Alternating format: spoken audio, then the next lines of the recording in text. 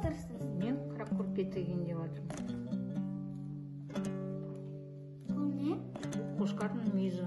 Қазақ халқының ең кең ою берілдеді.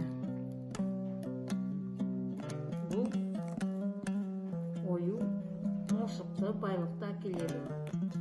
Қошқардың мүйізі көп кездеседі. Киімдерде, көрпеде, текеметте.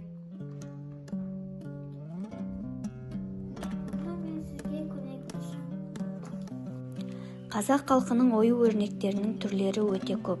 Қошқар мүйіз, арқар мүйіз, құсқанат ою, гүл тәріздес ою, жапырақ тәріздес ою, шиыршық ою, тіпті аспандағы ай мен күнге және жұлдызға ұқсас оюлар да бар.